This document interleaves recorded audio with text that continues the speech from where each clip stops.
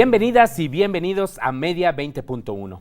Hace algunos días el presidente Andrés Manuel López Obrador dijo que habrá una disminución de los llamados tiempos oficiales. ¿Usted sabe qué son los tiempos oficiales? ¿De qué manera han beneficiado a las audiencias, a la sociedad en general? ¿Por qué se ha generado una polémica en relación justo con esta reducción?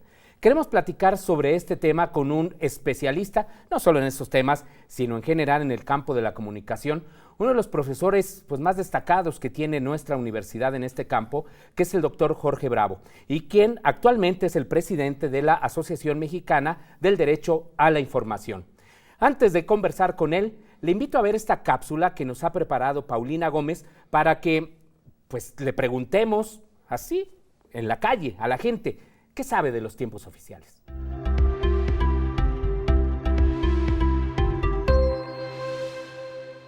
¿Sabes qué son los tiempos oficiales de radio y televisión? Son espacios de transmisión del Estado mexicano en estaciones y canales. En ellos se difunden diversos temas educativos, culturales, de interés social y propaganda. A estos tiempos tienen acceso organismos federales de los tres poderes, ejecutivo, legislativo y judicial, además de otras instituciones autónomas. Fueron impuestos en 1968 durante el gobierno de Gustavo Díaz Ordaz como un acercamiento con los medios de comunicación y como una forma de control y poder sobre los contenidos que se transmitían. Se dividen en tiempo fiscal y en tiempo del Estado. El tiempo fiscal es para empresas que tienen concesiones en radio y televisión. A partir del 2002, cuando estaba Vicente Fox en el poder, este tiempo quedó en 18 minutos diarios de transmisión para canales de televisión y 35 minutos para estaciones de radio. En estos minutos se difunde material del Poder Ejecutivo Federal con pequeñas transmisiones de 20 a 30 segundos. Los tiempos del Estado establecidos desde 1960 en la Ley Federal de Telecomunicaciones y Radiodifusión son 30 minutos que pueden ser continuos o segmentados. En estos espacios se deben difundir temas de educación, cultura y sociedad y son manejados directamente por la Secretaría de Gobernación.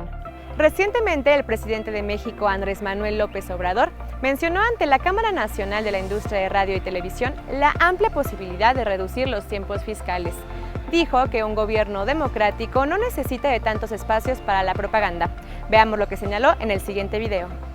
Un gobierno democrático no necesita de propaganda, no necesita de muchos tiempos oficiales. ¿Para qué tanto? Y la tercera razón es que yo tengo manera de comunicarme con los ciudadanos. Nada más lo hago todos los días. ¿Qué opina la audiencia juvenil ante la reducción de los tiempos oficiales? ¿Saben qué son y para qué sirven? Así eliminar completamente, yo no creo que se deba de hacer, porque al final de todos modos debe existir una comunicación entre gobierno y la gente que ve eso por medio de esos canales. Yo no suelo ver mucha televisión, mi tiempo está más en redes sociales, en internet, entonces tal vez ahí podrían introducirse un poco, pero no mucho, porque tal vez mucha publicidad eso no es tan relevante luego. Yo creo que es muy importante que estén, porque es cultura general que tienen que saber todos los mexicanos, y no solo es el himno nacional, sino que también hay reportajes sobre otros estados, sobre otras tradiciones. Entonces, si lo quitamos, realmente el acceso o las personas que realmente lo buscarían serían mínimas. La Hora Nacional es un programa que escucha mucha gente independientemente. En otros canales de televisión he visto que se pone el himno nacional. Creo que es importante porque a veces a la gente se le llega a olvidar o desconoce su himno nacional, que es importante, y en realidad escuchar 2 horas lo que dice la gestión actual es poco para toda la información que se puede dar en los programas como La Hora Nacional, que me parece fundamental tenerlo al aire. ¿Qué respuestas tan interesantes hemos conocido? Los tiempos oficiales. Jorge Bravo, muchas gracias por estar aquí, doctor. Un gusto estar aquí contigo, Gabriel, y con las audiencias universitarias. Bueno, Jorge Bravo es, además de un muy buen amigo, uno de los investigadores, ya le decía, más reconocidos en el campo de la comunicación, y quien recientemente fue electo presidente de la MEDI, que es una de las organizaciones que ha impulsado el derecho a la información, ha tenido en su agenda la democratización de los medios de comunicación, justo el fortalecimiento de los medios públicos, y recientemente también dieron a conocer un posicionamiento respecto justo a la declaración del presidente López Obrador sobre estos tiempos oficiales. Pero yo creo que antes de que hablemos de este posicionamiento, doctor Bravo, sería interesante que nuestras audiencias supieran qué rayos son los llamados tiempos oficiales. Claro que sí. Bueno, los tiempos oficiales vuelven a salir a la agenda pública y mediática porque el presidente de la República hizo un compromiso durante la 60ª Semana Nacional de la Radio y la Televisión, que es un evento que se organiza todos los años por la Cámara Industrial de la Radio y la Televisión. Ahí, donde están las principales televisoras, televisoras, radiodifusoras comerciales de México. Están agremiadas en la CIRT, como se le dice, son sus siglas. Y todos los años pues va el presidente de la República en turno, y en esta ocasión el presidente hizo un compromiso de revisar los tiempos oficiales y de reducir los tiempos oficiales. ¿Qué son los tiempos oficiales? Porque así lo dijo, los tiempos oficiales constan de 2 elementos, el tiempo fiscal y los tiempos del Estado. Los tiempos fiscales y los tiempos del Estado son los tiempos oficiales. El tiempo fiscal data desde 1968, un decreto vía la Secretaría de Hacienda en aquella época, durante la presidencia de Gustavo Díaz Ordaz, decretó un impuesto a todas las empresas que hacen uso de un recurso natural, como es el espectro radioeléctrico, y además estaban clasificadas como de interés público, o sea, estaciones de radio y cadenas de televisión. Les impuso un impuesto originalmente de 25%, que al final quedó en 12.5% de tiempo de transmisión. Después de unas negociaciones, ¿no? Porque 25% era una barbaridad cobrarle de impuestos.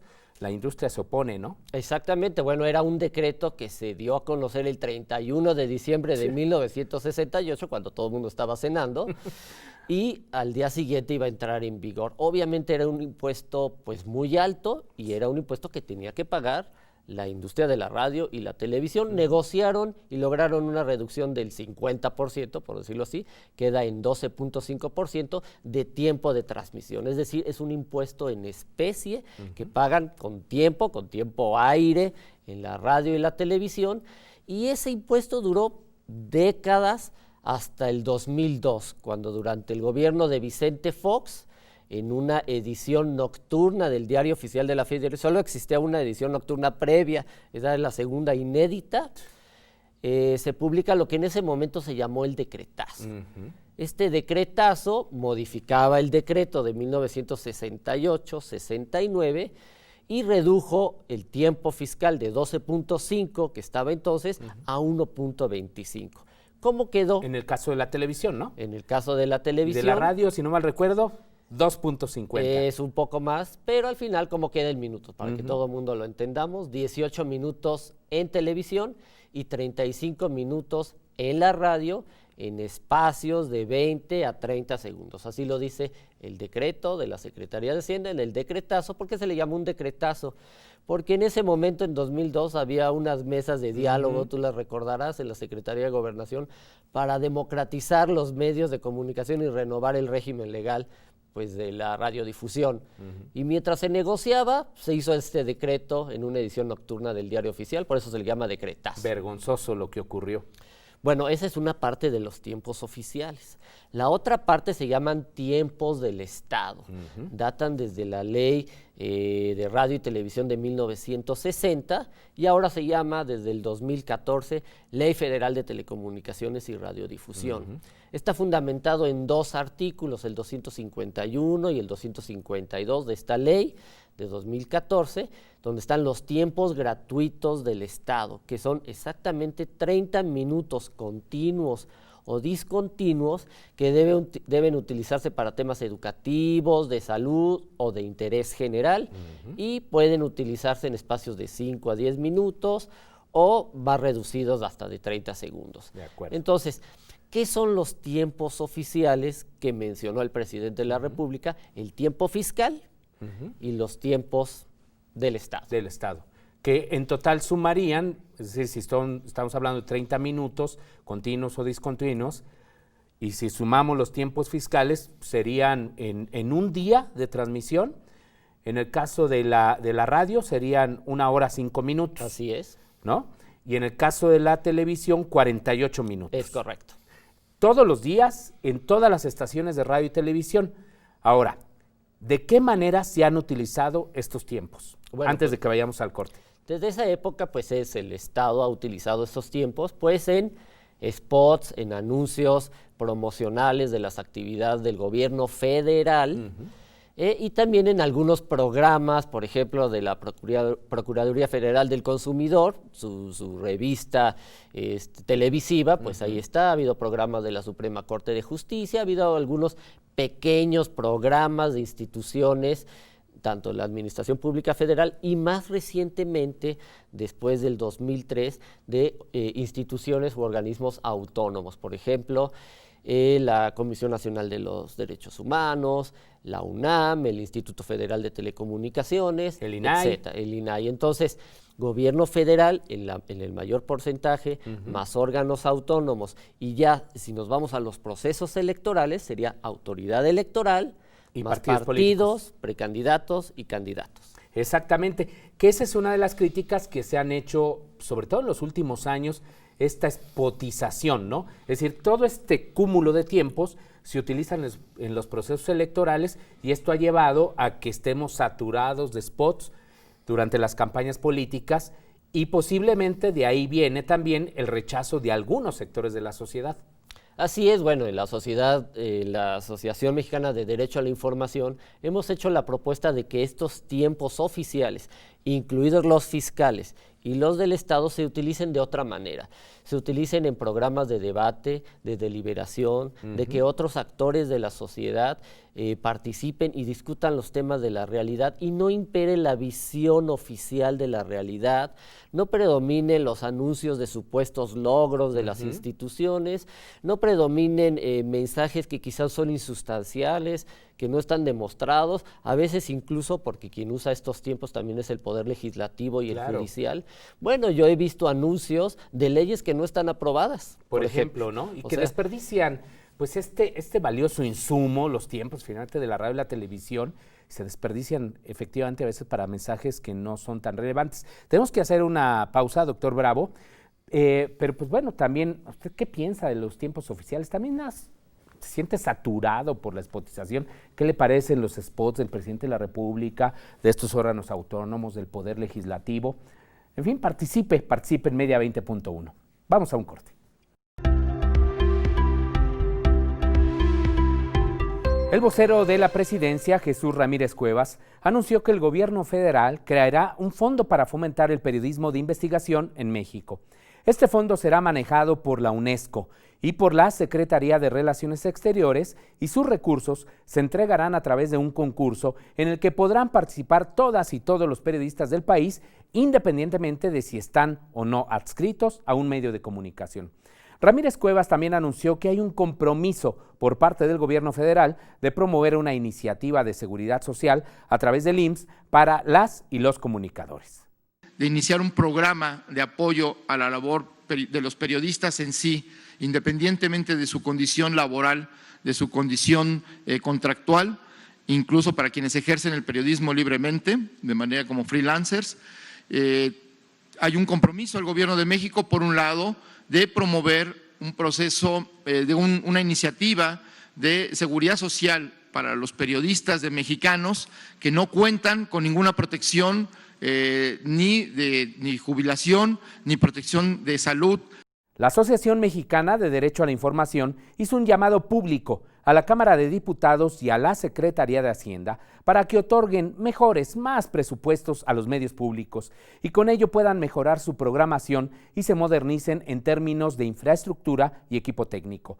Según un recuento de la AMEDI, el IMER, Radio Educación, el Sistema Público de Radiodifusión del Estado Mexicano, Canal 11, Canal 22, la Dirección General de Televisión Educativa y Notimex recibieron en su conjunto en 2018 2.145 millones de pesos. Parecen muchos, pero mire, este 2019 el presupuesto global bajó a 2.065 millones y para 2020 solo contarán con 1.985 millones, una reducción del 8% con respecto a lo que se ha otorgado hace 2 años. Imagen Televisión llegó a su tercer aniversario con 5.9, casi 6 millones de televidentes cautivos. Y de acuerdo con datos de Nielsen y Bope, su señal ha sido vista por al menos 75 minutos al día en 3.8, casi 4 millones de hogares del país, lo que representa poco más del 11% de los hogares en México. Imagen Televisión es el primer canal de televisión que fue adjudicado, lo recordará usted, a través de una licitación pública en la historia de México, y su cobertura rebasa ya el 50% del territorio nacional. Como dato curioso, vale la pena destacar que según Nielsen y Bope, el 46% de su audiencia tiene más de 55 años, por lo que el reto sería atraer a públicos más jóvenes. También habría que preguntarse qué ha significado esta competencia en televisión para el llamado duopolio que lo tuvimos por muchos años en México. Ya arrancaron las actividades para celebrar los 95 años de existencia de Radio Educación. El gran día es el 30 de noviembre, pero previamente hay diversas actividades como talleres, presentaciones de libros, teatro, un sorteo especial de la Lotería Nacional, un ciclo de proyecciones en la Cineteca Nacional y la presentación del documental de esta histórica emisora el próximo lunes 25 de noviembre en el Centro Cultural Bella Época, entre muchas otras actividades más. La agenda completa puede consultarse en la página radioeducacion.edu.mx.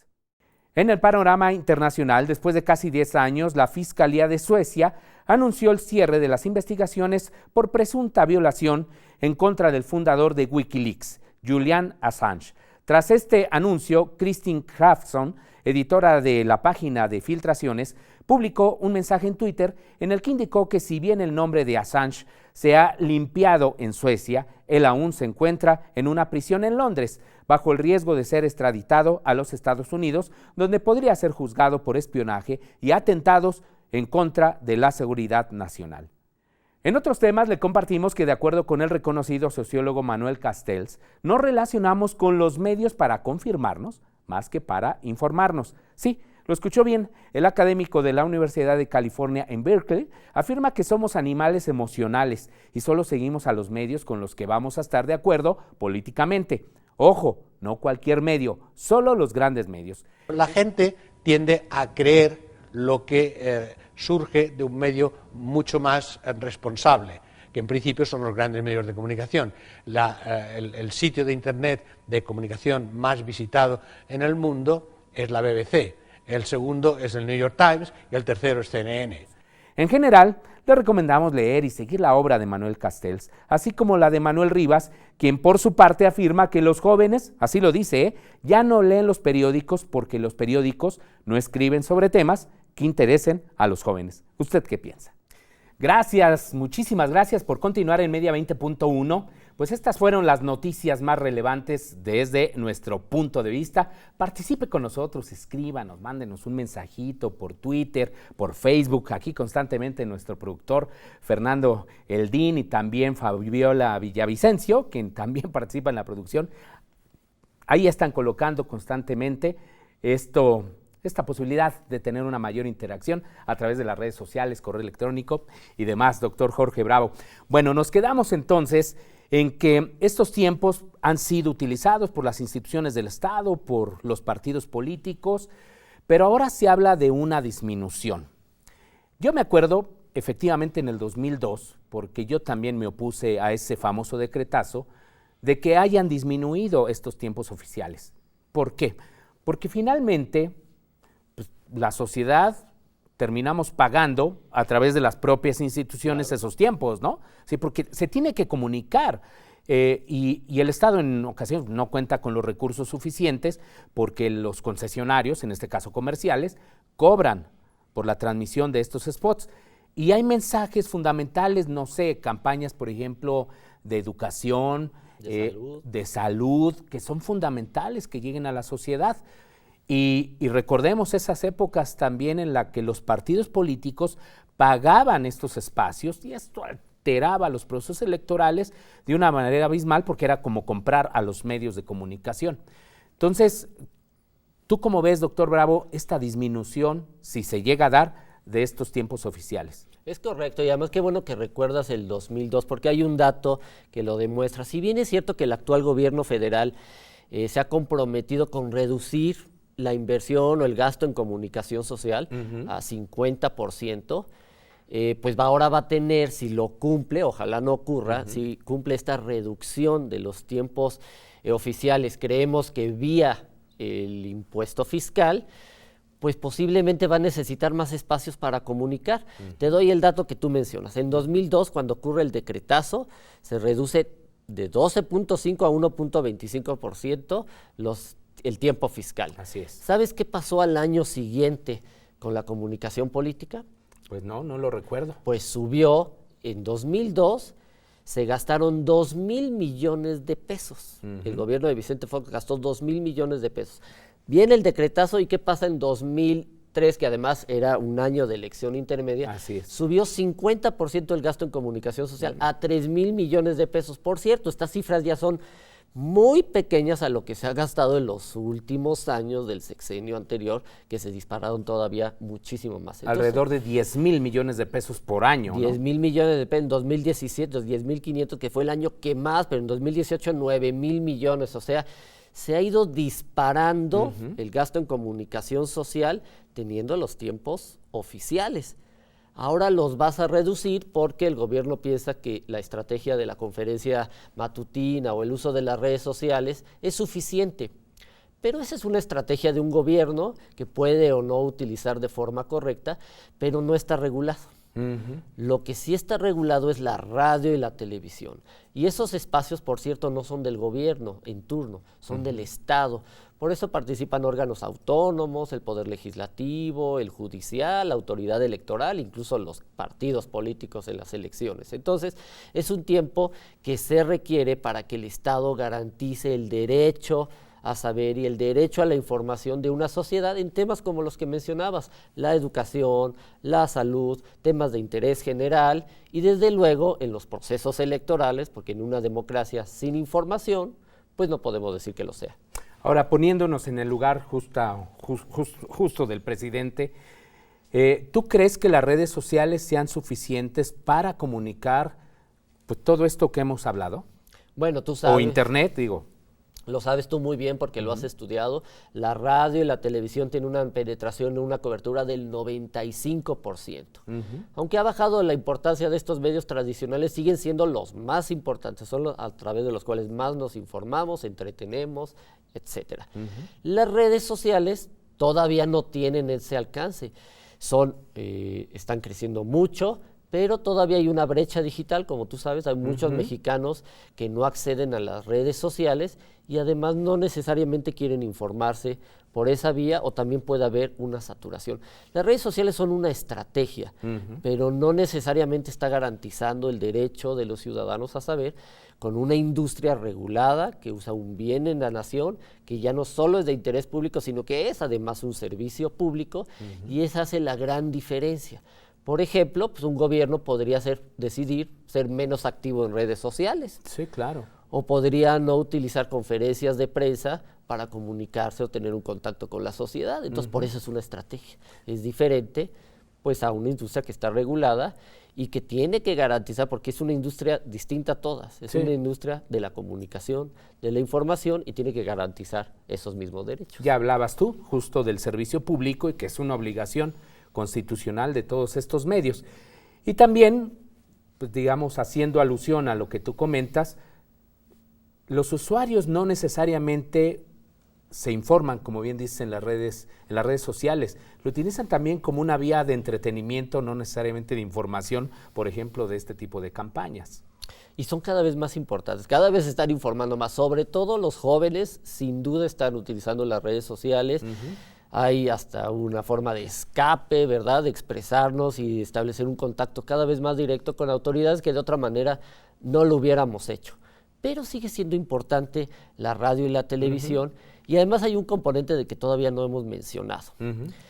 La Constitución dice en el artículo 41 que la autoridad electoral va a disponer de estos 48 minutos que tú estabas haciendo la cuenta, que son los 30 del tiempo del Estado de la Ley Federal de Telecomunicaciones y Radiodifusión, más los 18 minutos fiscales de la televisión, que suman 48. En el caso de la televisión, y 35. Y 1 hora 5 minutos, perdóname, en el caso de la radio. Exactamente. Pero para efectos electorales queda solamente en 48 minutos en radio y televisión, o sea, la obligación que tiene de administrar, en este caso, el Instituto Nacional Electoral.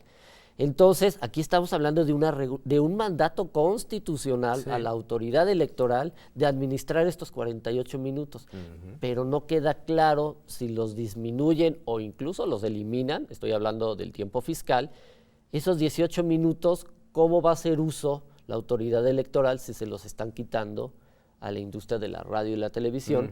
No queda claro. Y desde luego, pues las redes sociales, pues ahorita no están reguladas, no hay un compromiso de Twitter, de Facebook o de YouTube de dar tiempos, por ejemplo, para esto, porque además no sería necesario, pues son canales abiertos para las instituciones y obviamente para los ciudadanos de acceder a información.